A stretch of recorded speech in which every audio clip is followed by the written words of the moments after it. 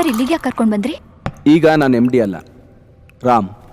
ನಿನಗೆ ಗುಟ್ಟಾಗಿ ತಾಳಿ ಕಟ್ಟಿರೋ ರಾಮ್. ನಾನೇ ಇರುವಾಗ ವೈನ್ ಯಾಕೆ?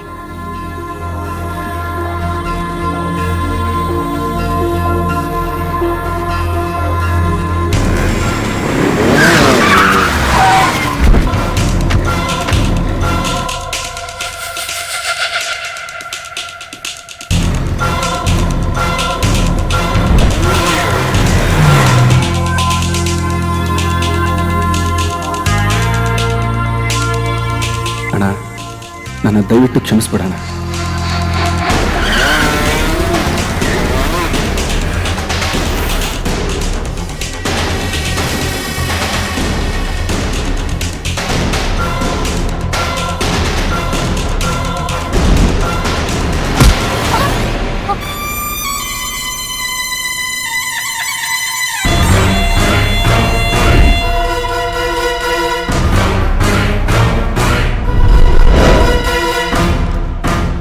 ಏನೇ ಮಿಟಿಗ್ಲಾಡಿ, ನಿನಗೆ ಟ್ರೈನಿಂಗ್ ಕೊಡೋಕ್ಕೆ ಎಷ್ಟು ಕಷ್ಟಪಟ್ಟಿದ್ದೀನಿ. ಬರೋದ್ರಲ್ಲಿ 50-50 ಡೀಲು ಅಂದ್ಬಿಟ್ಟು ಈಗ ಒಂಟಿಯಾಗಿ ಬಂದು ಇನ್ನೊಬ್ಳೆ ಲಪ್ಟಾಯಿಸ್ಬೇಕು ಅಂತಿದ್ಯಾ? ಸೋನಾ, ನೀನು? ಓ, ಇವನಿಗೆ ಯಾವುದು ಗೊತ್ತಿಲ್ವಾ? ಗೊತ್ತಿರಲಿಲ್ಲ. ನೀನು ಬಂದಮೇಲೆ ಎಲ್ಲ ಗೊತ್ತಾಗಿತ್ತು. ಪರವಾಗಿಲ್ಲ, ಈಗಲಾದ್ರೂ ವಿಷಯ ಏನು ಅಂತ ತಿಳ್ಕೊಳ್ಳಿ. ಕೋಟ್ ಹಾಕಿದ್ರೆ ಬೆವರುತ್ತೆ, ಲುಂಗಿಗೆ ಚೇಂಜ್ ಆಗು ಅಂತ ಎಷ್ಟೋ ಸಲ ರೆಕಾರ್ಡ್ ಮಾಡಿ ಫೋನಲ್ಲಿ ಕೇಳ್ದ.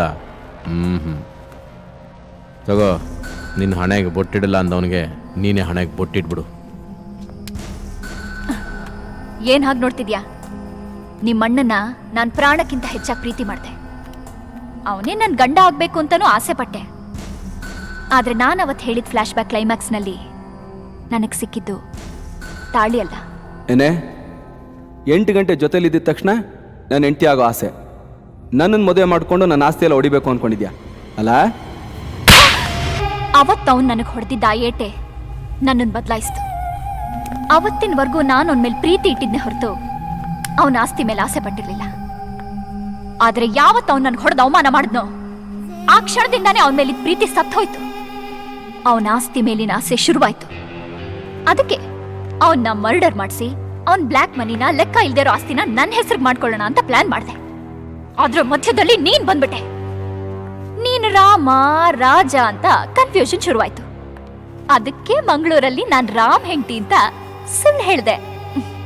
ನೀನ್ ಯಾವಾಗ ಮೂಡಿಲ್ಲ ಅಂತ ಜಾರ್ಕೊಂಡ್ಯೋ ಆವಾಗ್ಲೇ ಗೊತ್ತಾಯ್ತು ನೀನ್ ರಾಮ್ ಅಲ್ಲ, ರಾಜ್ ಅಂತ. ನೀನು ಮತ್ತೆ ರಾಜ್ ಆಗೋದಕ್ಕೆ ಸಾಧ್ಯನೇ ಇಲ್ಲ.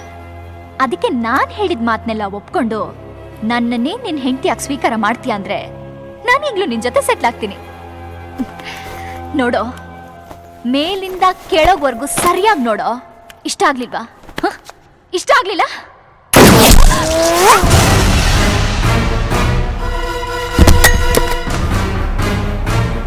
ಖಲಾಸ್ ಮಾಡಿ ಅಂದರೆ ಪ್ರೀತಿ ಮಾಡ್ತಾರಂತೆ, ಪ್ರೀತಿ.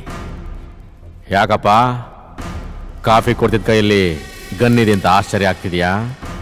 ಇದಕ್ಕೆಲ್ಲ ಕಾರಣ ನಿಮ್ಮಣ್ಣ. ಅವನು ಬಿಸ್ನೆಸ್ ಹುಚ್ಚ. ಬಿಸ್ನೆಸ್ಸಲ್ಲಿ ನಂಬರ್ 1 ಆಗಬೇಕು ಅಂತ ವೆಂಕಟಪ್ಪನ ಹಿಡ್ಕೊಂಡು ಮುಂದೆ ಬಂದ. ಅವನು ಮಾಡಿದ ಅಡ್ಡದಾರಿ ಬಿಸ್ನೆಸ್ಸಿಂದ ನಾವೆಲ್ಲ ತುಂಬ ಪ್ರೀತಿಸ್ತಾ ಇದ್ದ ನನ್ನ ತಮ್ಮನ್ನ ಕಳ್ಕೊಂಡ್ವಿ. ಅದನ್ನು ನೋಡಿ ನಮ್ಮ ಫ್ಯಾಮಿಲಿ ಎಲ್ಲರೂ ಆತ್ಮಹತ್ಯೆ ಮಾಡ್ಕೊಂಡ್ರು. ಉಳಿದವನ್ನ ನಾನೊಬ್ಬನೇ ರಾಮ್ ಫ್ಯಾಮಿಲಿನ ಸರ್ವನಾಶ ಮಾಡಬೇಕು ಅಂತ ನಿಮ್ಮ ಆಫೀಸಲ್ಲಿ ಕೆಲಸಕ್ಕೆ ಸೇರ್ಕೊಂಡೆ. ಅವನು ನಂಬಾಗೆ ಕಾಫಿ ಕೊಟ್ಕೊಂಡು ಕಾಮಿಡಿ ಮಾಡಿಕೊಂಡು ಯಾರಿಗೂ ಗೊತ್ತಾಗದಿರೋ ಹಾಗೆ ಸೀಕ್ರೆಟ್ ಎಲ್ಲ ಕಲೆಕ್ಟ್ ಮಾಡ್ಕೊಂಡೆ. ನಿಮ್ಮಣ್ಣ ಪ್ರಚಂಡ ಬುದ್ಧಿವಂತ. ಅವನ್ನ ಫಿನಿಶ್ ಮಾಡೋದು ಅಷ್ಟು ಸುಲಭ ಅಲ್ಲ. ಅದಕ್ಕೆ ನನ್ನ ಜೊತೆ ಸೋನನ್ ಸೇರಿಸ್ಕೊಂಡೆ. ವೆಂಕಟಪ್ಪ ನಮ್ಮ ಪ್ಲಾನ್ ಒಪ್ಪಲಿಲ್ಲ. ಅವನ್ನ ಮುಗಿಸ್ಬಿಟ್ಟೆ.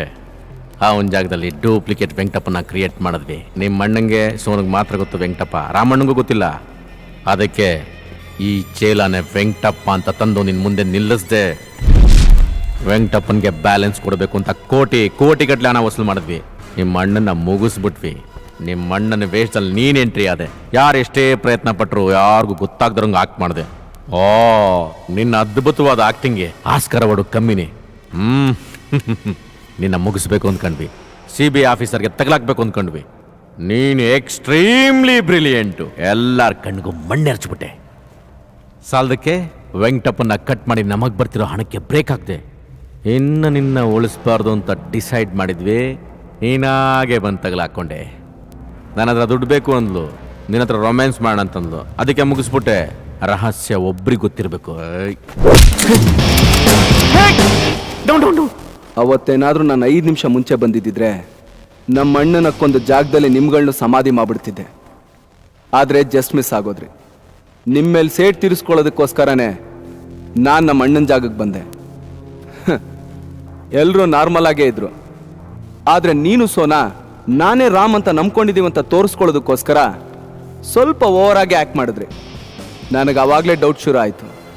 ವೈನ್ ಬಾಟ್ಲ್ ಇಟ್ಕೊಂಡು ನಾನು ನಿಮ್ಮ ಅಣ್ಣನ ಹೆಂಡ್ತಿ ಅಂದಾಗ ನಾನು ನಂಬ್ಕೊಂಡಿದ್ದೀನಿ ಅಂತ ಸೋನಾ ತಿಳ್ಕೊಂಡ್ಲು. ಆದರೆ ಅವಳಿಗೆ ಗೊತ್ತಿಲ್ಲ, ಸ್ಟೇಟಸ್ಗೋಸ್ಕರ ಒಡ ಹುಟ್ಟಿದ ತಮ್ಮನ್ನೇ ದೂರ ಇಟ್ಟಿರೋ ನಮ್ಮಣ್ಣ ಇನ್ನು ಇವಳನ್ನಾಗ ಮದುವೆ ಆಗ್ತಾನೆ. ವೆಂಕಟಪ್ಪನ ನಾನು ಬೇಡ ಅಂತ ಹೇಳಿದಾಗ ಸೋನಾ ಮುಖದಲ್ಲಿ ಭಯ ಶುರು ಆಯಿತು. ನನಗೆ ಡೌಟ್ ಬಂದು ಆಚೆ ಬಂದು ನೋಡಿದಾಗ ಹೊರಗೋಗ್ತಾ ಸನ್ನೆ ಮಾಡೋದ್ಲು. ಸನ್ನೆ ಮಾಡಿದ ಕಡೆ ನೋಡಿದಾಗ ಇಬ್ಬರು ವ್ಯಕ್ತಿರು ಎದುರು ದಿಕ್ಕಲ್ಲೋದ್ರು. ಅದರಲ್ಲಿ ಒಬ್ಬ ರಾಮಣ್ಣ, ಇನ್ನೊಬ್ಬ ಯಾರು ಅಂತ ಗೊತ್ತಾಗ್ಲಿಲ್ಲ. ಸೋನಾನು ಇನ್ನೊಬ್ಬ ವ್ಯಕ್ತಿನೂ ನಮ್ಮ ಅಣ್ಣನ ಕೊಲೆಯಲ್ಲಿ ಭಾಗಿಯಾಗಿದ್ದಾರೆ ಅಂತ ನಾನು ಅವತ್ತೇ ಡಿಸೈಡ್ ಮಾಡಿದೆ. ಅಯ್ಯರ್ ಏನಾದ್ರು ಎಂಟ್ರಿ ಆಗದೆ ಇದ್ದಿದ್ರೆ ನಿಮ್ಮಿಬ್ಬರ ಕತೆಗೂ ಅವತ್ತೇ ಫುಲ್ ಸ್ಟಾಪ್ ಹಾಕ್ಬಿಡ್ತಾ ಇದ್ದೆ. ಎಷ್ಟೇ ದೊಡ್ಡ ಕೊಲೆಗಾರ ಆದರೂ ಅವನ್ನ ತೋರಿಸ್ಕೊಡೋಕೆ ಇನ್ನೊಬ್ಬ ವ್ಯಕ್ತಿ ಇದ್ದಾನೆ ಅಂತ ಗೊತ್ತಾದ್ರೆ ಅವನ್ನ ಮುಗ್ಸೋದಕ್ಕೆ ಟ್ರೈ ಮಾಡ್ತಾನೆ. ಅದೇ ಟೆಕ್ನಿಕ್ನ ನಾನು ನಿನಗೆ ಯೂಸ್ ಮಾಡಿದೆ.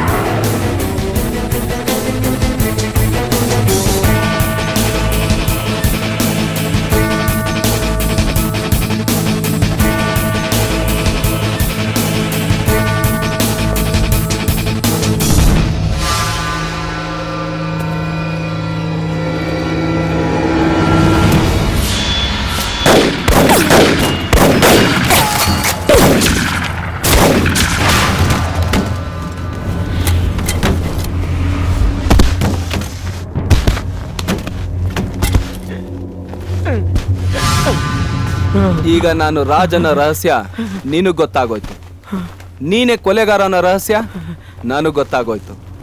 ಈ ಎರಡು ವಿಷಯ ಒಬ್ಬನು ಗೊತ್ತಿದ್ರೆ ಮಾತ್ರ ಕಣ ರಹಸ್ಯ ಅನ್ನೋದು.